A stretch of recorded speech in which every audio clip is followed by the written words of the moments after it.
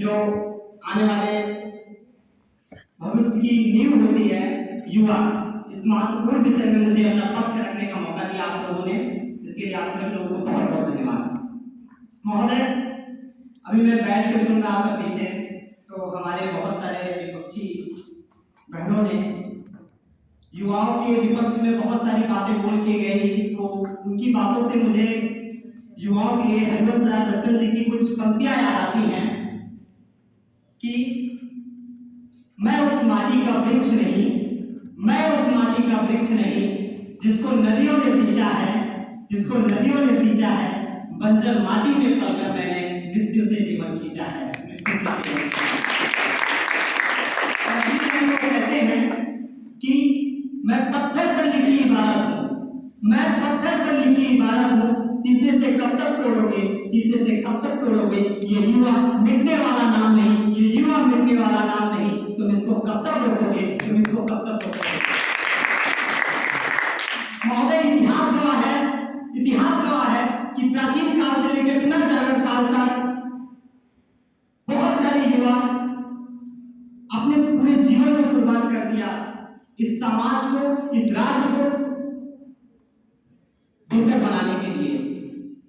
आज इस शंकराचार्य से लेकर गौतम बुद्ध, महावीर स्वामी अपनी युवा अवस्था में ही इस देश में, इस समाज में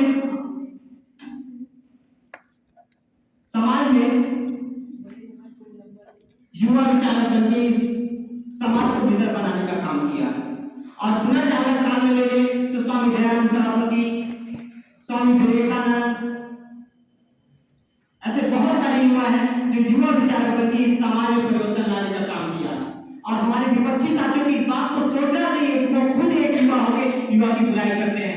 अगर उन्हें ऐसा लगता है कि वह इस देश राष्ट्र में परिवर्तन नहीं ला सकते, तो युवा को उन्हें उठाने का अधिकार नहीं है, उन्हें खुद पे भी उठाना चाहिए, क्योंकि उनको खुद पे विश्वास नहीं है कि वो परिवर्तन नहीं ला सकते इस समाज को। आज खेल में देख लीजिए, शिक्षा में देख लीजिए, विज्ञान में देख लीजिए, संस्कृत में देख लीजिए, किसी भी क्षेत्र में देख लीजिए, वहां पे युवा का परचम लहराता है। और आप कहते हैं युवा देश समाज और राष्ट्र में परिवर्तन लाने के काबिल नहीं है। क्या आप भूल गए वो पहली क्रांति, जो आजादी की पहली क्रांति भड़की थी 1857 में, मंगल पांडे द्वारा भड़काई गई क्रांति थी, वो एक युवा थे। उसके पहले किसी में इतनी हिम्मत नहीं थी वो क्रांति को नेतृत्व कर सके या चिंगारी भड़का सके। वो एक युवा ही थे जिनके बाद देश के सभी लोगों ने एकजुट होकर संघर्ष किया और हमें आजादी मिली। और अभी मेरी बहुत सारी बहनों ने बताया कि महात्मा गांधी, अंबेडकर, डॉक्टर बाबा साहब अंबेडकर, नरेंद्र मोदी, द्रौपदी मुर्मू युवा नहीं है। लेकिन आपकी जानकारी के लिए बता दें, इन्होंने जब अपना जीवन शुरू किया था राजनीति में, खेल में, किसी भी फील्ड में, तो ये उस समय भी एक युवक ही थे। वो बाद में है कि उन्हें बाद में सफलता मिली।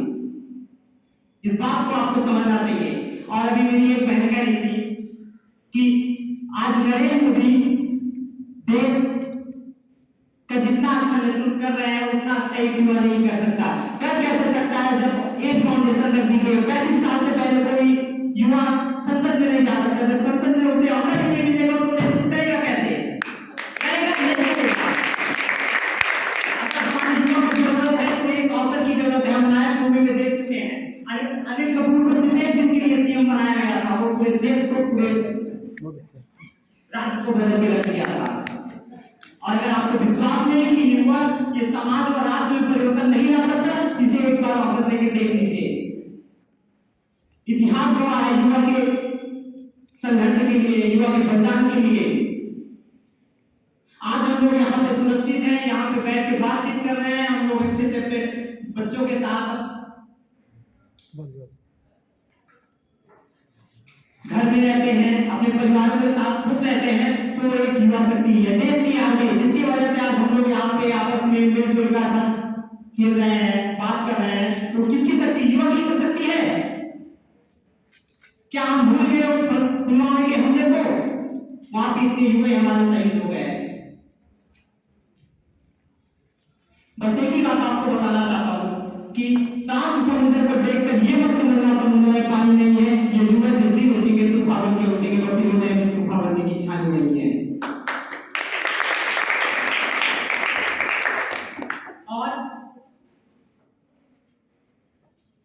12 जनवरी को युवा दिवस मनाया जाता है।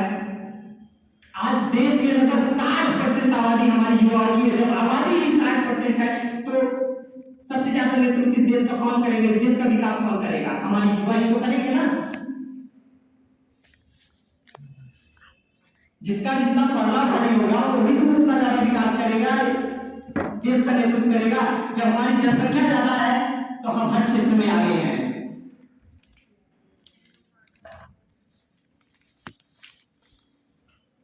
विराट कोहली ने अपना जीवन शुरू किया युवा अवस्था में,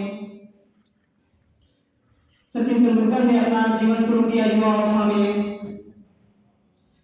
नरेंद्र मोदी ने अपना जीवन शुरू किया युवा अवस्था में। और हम कहते हैं कि ये युवा देश और राष्ट्र में परिवर्तन लाने के काबिल नहीं है। आज देश में लगभग 80% युवा आईएएस है, 80% युवा टीचर है, 80% युवा कर्मचारी है। और हमारे यहाँ पे जितने भी निर्णायक हैं, क्या ये अपने आप को युवा नहीं मानते? ये युवा नहीं है।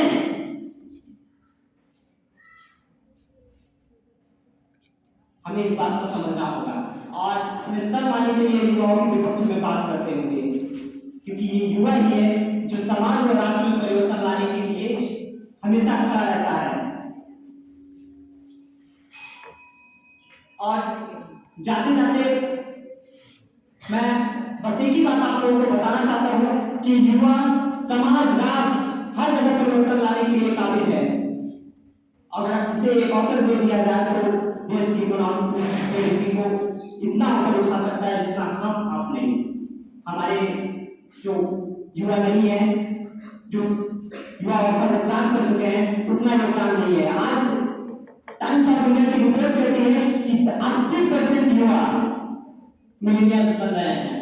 80% युवा देश की जीडीपी में आर्थिक स्थितियों में सपोर्ट कर रहे हैं और कहते युवा देश में परिवर्तन नहीं ला सकते। लास्ट में बस आपको एक ही बात बताना चाहूंगा कि युवा के लिए हम हमारे विपक्षी साथी या अपनी सोच बदल ले, उनके लिए हमारा देश बदल जाएगा।